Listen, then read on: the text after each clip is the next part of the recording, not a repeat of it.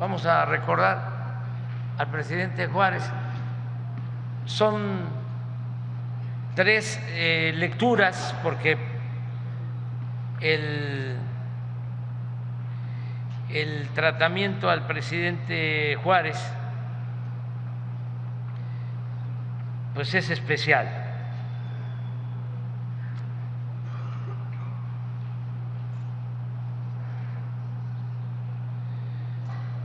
Y ayer leímos una parte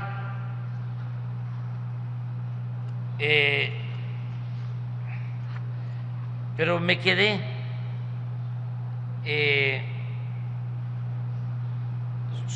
hasta donde define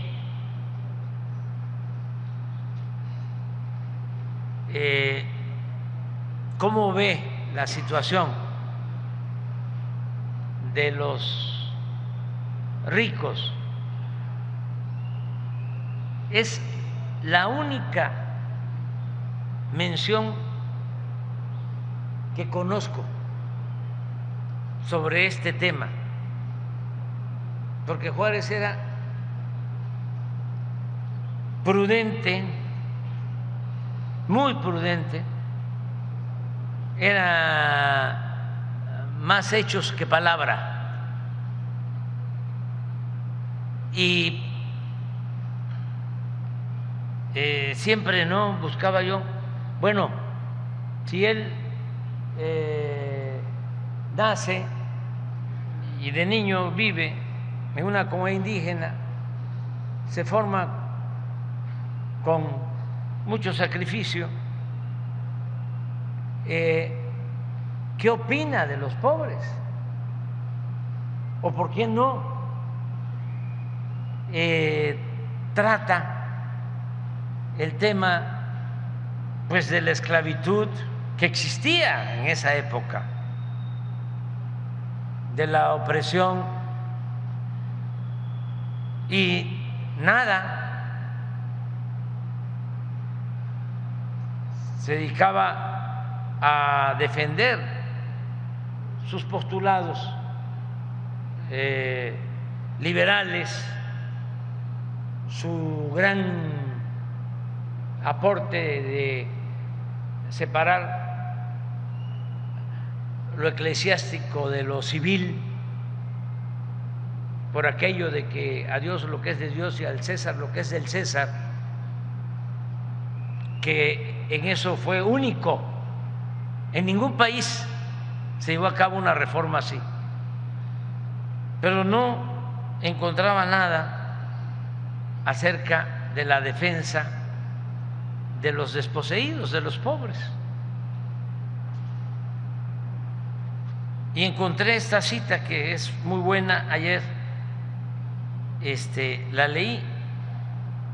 Es una carta que le envía a un yerno, a su yerno, y dice: los ricos y los poderosos ni sienten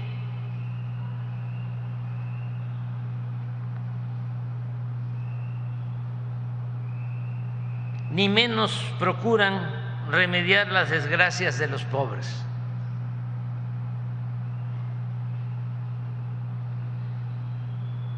Podrá suceder que alguna vez los poderosos se convengan en levantar la mano sobre un pueblo pobre, oprimido, pero eso lo harán por su interés y conveniencia. Eso será una eventualidad que nunca debe servir de esperanza segura al débil. Es lo único que he encontrado. Claro, es fuertísimo. Esto no lo pone tan claro ni Marx. Por eso también, en vez de estar buscando doctrinas filosóficas solo en el extranjero, hay que guiarnos por nuestros héroes, que fueron excepcionales. México tiene una fecunda historia política por nuestros mártires, por nuestros héroes.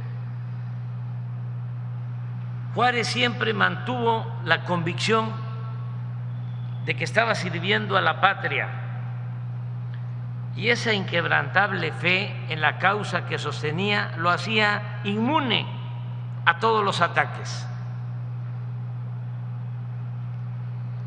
Ignoraba el desaliento.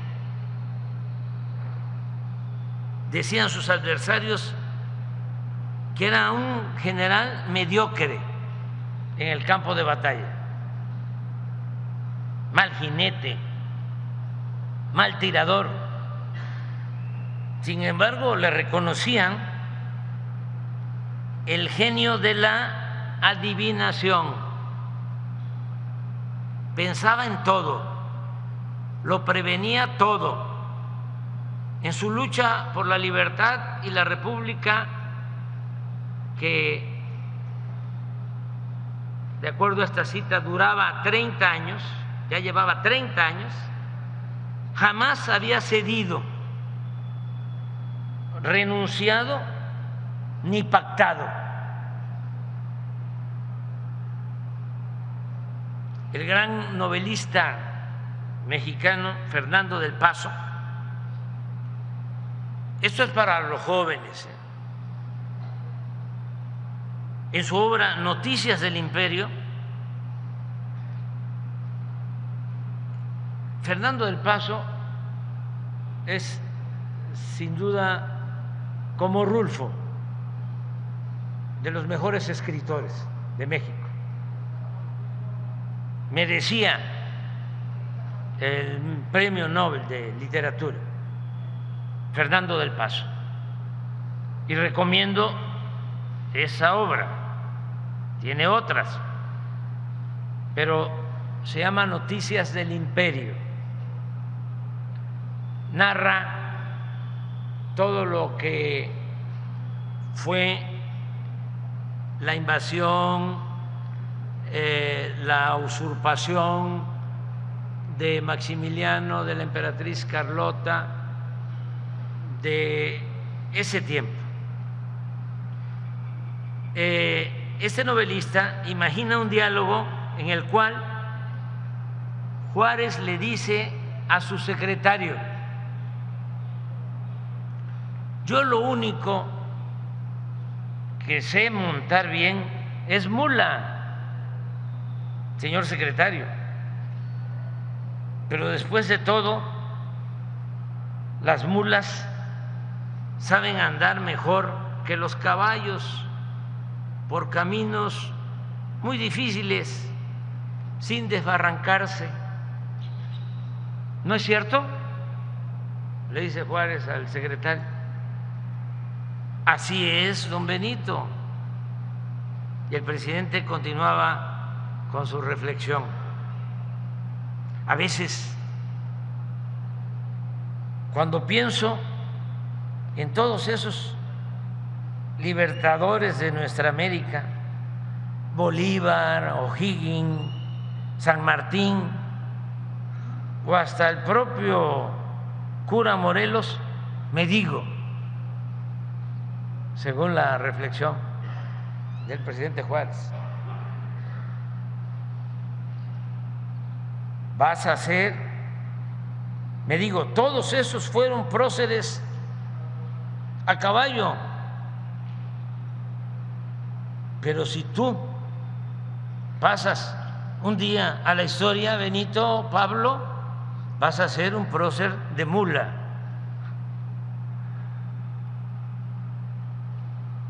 Pero como usted ha dicho, don Benito, le dice el secretario, las mulas llegan más lejos. No, es usted quien lo ha dicho, señor secretario. Las mulas llegamos más lejos. Perdón, don Benito, yo no quise. Usted no me replique. Así es, las mulas llegamos más lejos.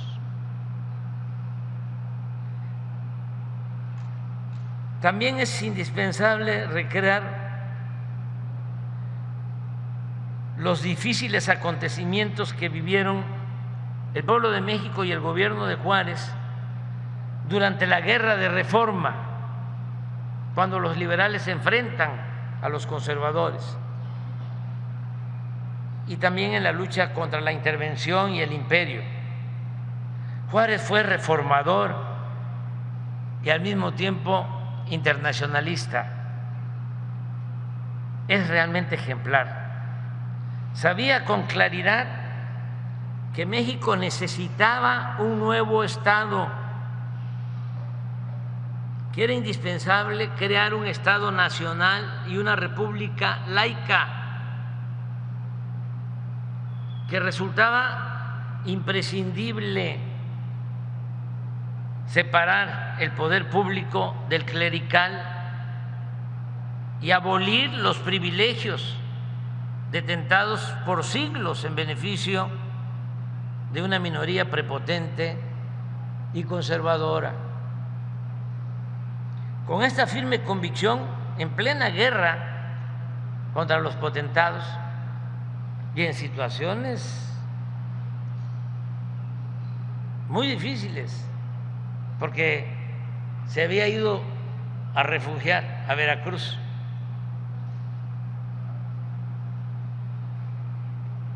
Juárez, a pesar de estar aparentemente replegado, se lanza hacia adelante desde Veracruz, una de las varias sedes de su gobierno itinerante, y con determinación y sin medias tintas proclama las históricas leyes de reformas, las cuales establecieron la separación entre la Iglesia y el Estado y permitieron expropiar a la jerarquía eclesiástica buena parte de su cuantiosa riqueza, sobre todo las grandes extensiones de tierras que detentaban. En 1859, en el Manifiesto a la Nación, en el que Juárez explica el porqué de estas medidas, opina que el clero puede consagrarse, lo cito, exclusivamente como es debido al ejercicio de su sagrado ministerio. Pues Juárez cree también indispensable, él sostiene que es indispensable proteger en la República con toda su autoridad la libertad religiosa, por ser esta necesaria para su prosperidad y engrandecimiento de nuestro país. Libertad religiosa. Juárez sabía que su apuesta corría el riesgo de ser interpretada como un agravio a las creencias del pueblo. Por eso procuró diferenciar lo anticlerical de lo antirreligioso. Para decirlo con más claridad, Juárez era anticlerical, pero no antirreligioso.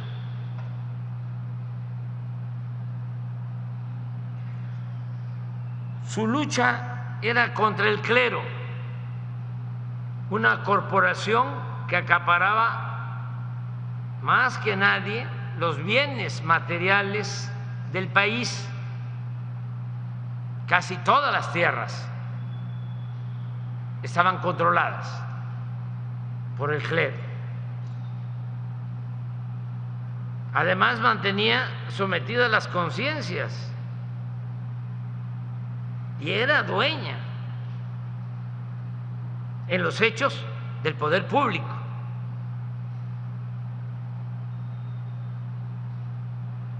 Eran los que protegían a Santana, que fue 11 veces presidente de México. La religiosidad y la libertad de creencia, según los principios de Juárez, debían quedar a salvo, mantenerse inalterable. Y el propio Juárez, que era un gran político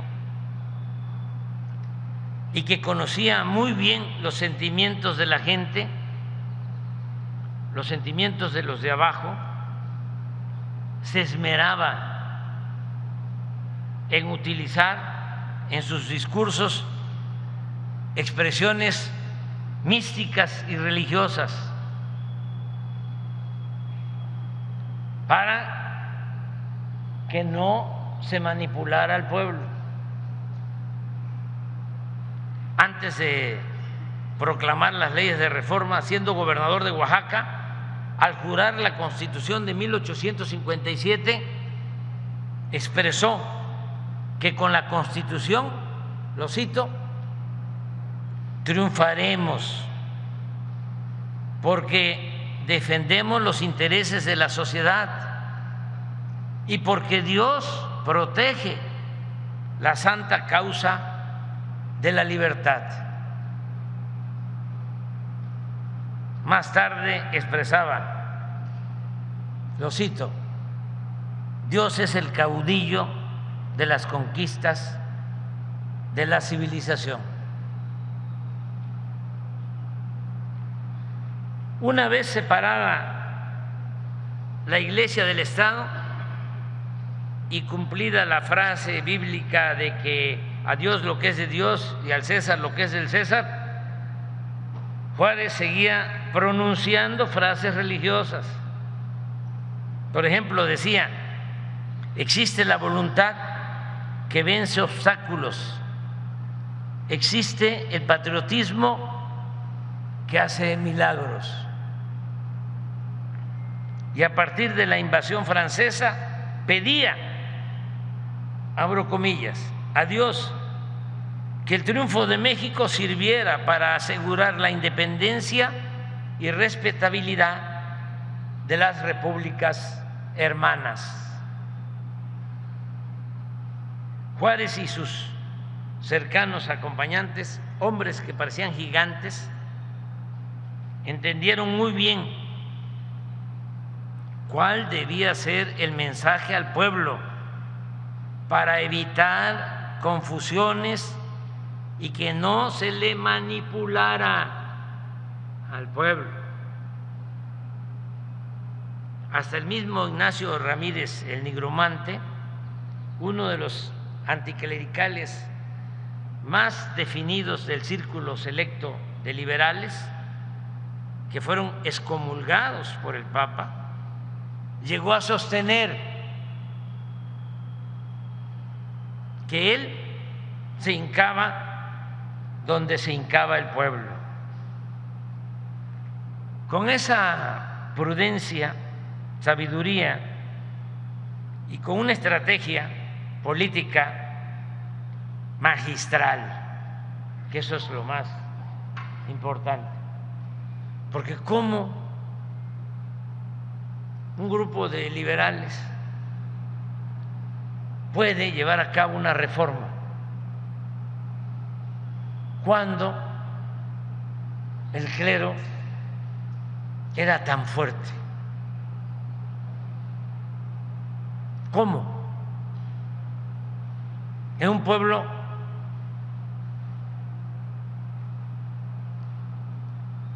en ese entonces 100% católico. Ahora en el último censo del INEGI, creo que la pregunta sobre religión el 83% de los mexicanos contestó ser católico. Pero imagínense en aquel tiempo, ¿cómo lograr esta reforma anticlerical? Que además en ningún lugar del mundo se llevó a cabo. ¿Cuál fue la estrategia política? Magistral. Consistió en despertar la ambición, el hambre de los propietarios privados que habían entonces, que se cambiaron de partido, de bando, por el interés que tiene pies de quedarse con los bienes o tierras acaparadas por el clero. Se pusieron al mercado las tierras del clero. En otras palabras, repito, al ponerse al mercado las grandes extensiones de terrenos que poseía la Iglesia, se despertó la ambición de hacendados y aspirantes a latifundistas que se convirtieron en liberales. Y esto ayudó mucho a la causa de la reforma.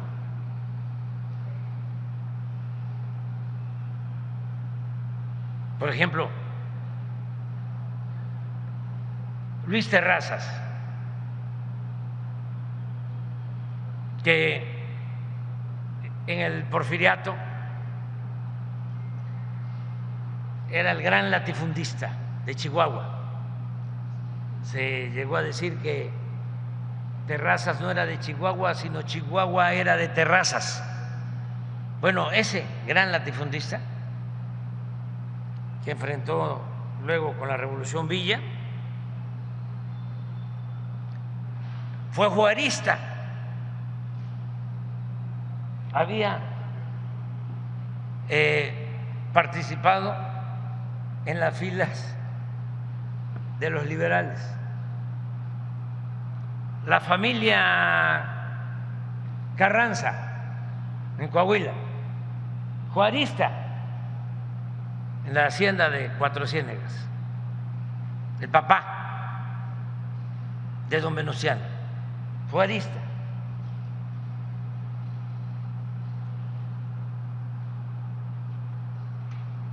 Esto fue decisivo para consumar el milagro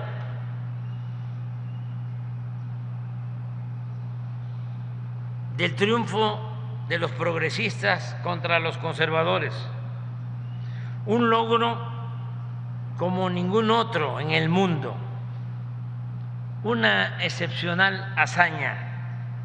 Un puñado de liberales juaristas venció a un poderoso y omnímodo adversario. Es como si David hubiese vencido a Goliat. Pero hasta ahí lo dejamos. Mañana continuamos.